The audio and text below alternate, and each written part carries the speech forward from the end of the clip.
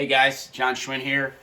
Today we're going to talk about more with timing. We're going to do a timing drill that most of you guys have done. This will be new for some people, but this is absolutely the best possible way when you don't have a lot of space to actually work on your timing, even if you can't swing.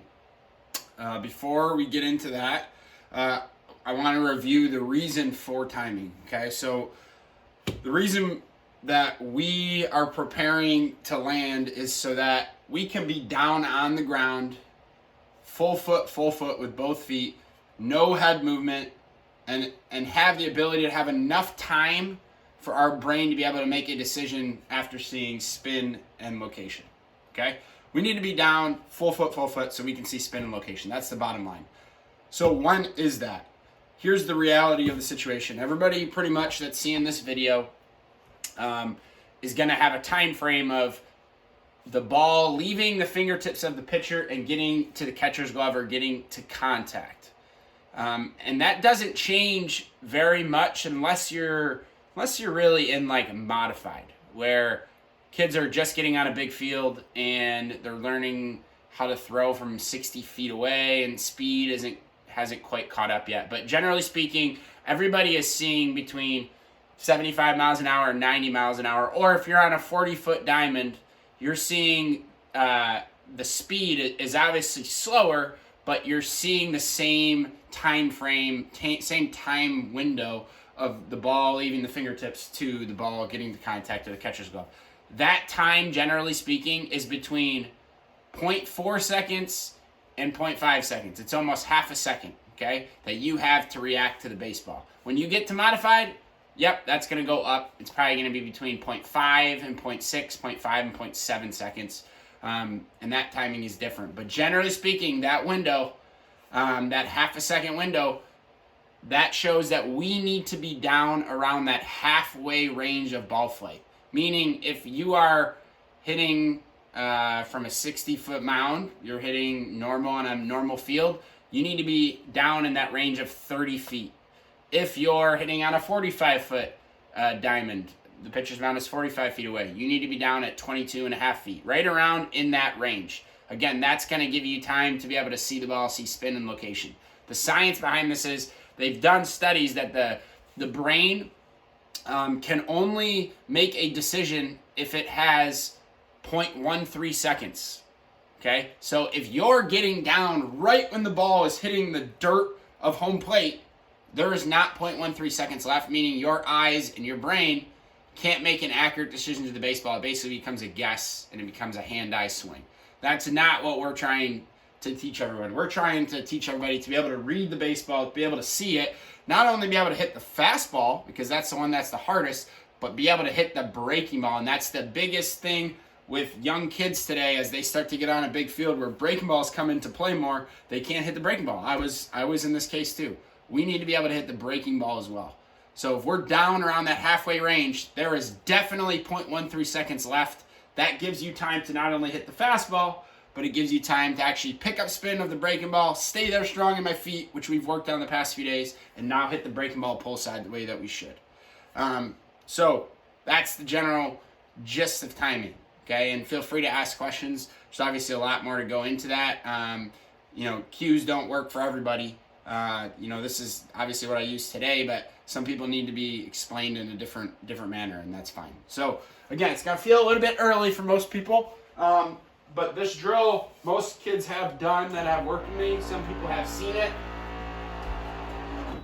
If you haven't seen it, this is what's gonna happen. You have a wall. We need to find a wall somewhere, outside, garage, wherever you got it, and you got to find a couple different balls. I have right now 6 different balls. I got a little spike bouncy ball, I got a really bouncy ball, I got a baseball, I got a tennis ball, and I got a soccer ball and a mini basketball. Okay, the general gist of this is they're all different textures. They all come off the wall a little bit differently.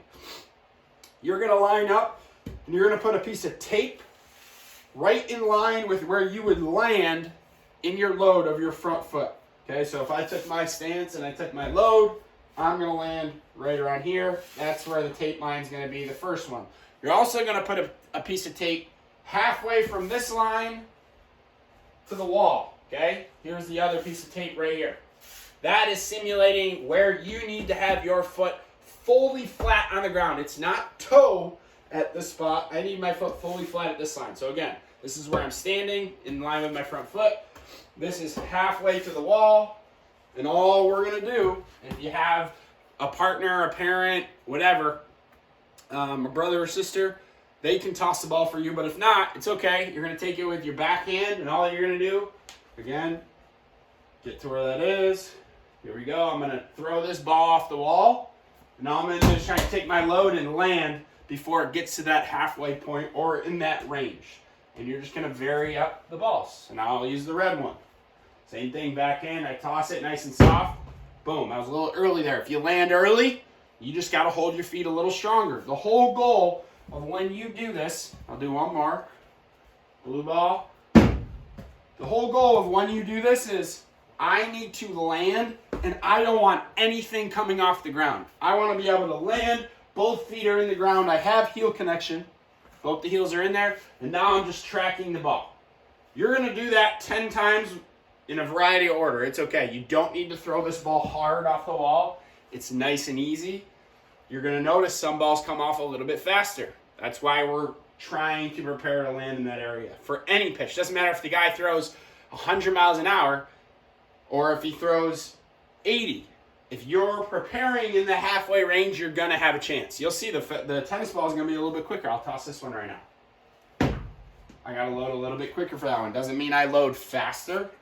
So that's a wrong choice of words by me. It means that we just have to start earlier and prepare to be on time. Once you do that 10 times, okay, now you're going to change up the drill. You're going to do it a little bit differently now. The reason that this tape is here is we're trying also to get contact point back here. So now it's going to be, I'm going to toss, I'm going to be down halfway, and I'm going to stay in the ground, nice and strong, in the ground, nice and strong. And as this ball starts to roll backwards, boom, it hits the wall, comes back here, good, I'm down. Now the ball's on the ground, it's coming. I'm still on my feet nice and strong. Once it gets to this line, all I want you to do is say now. And that's going to simulate you actually taking a swing. So here it is again. I'll do it with the blue ball first. This is in line with my front foot. Here we go. Off the wall, down halfway. Now, just like that, we'll do it again. Notice I am not moving my feet at all. Tennis ball. Throw it down halfway. Wait for it to get. Now, that's where I would swing. Now we'll go soccer ball. It'll be a little bit different pace. Off the wall, down halfway, full foot. Now, that's where I would swing.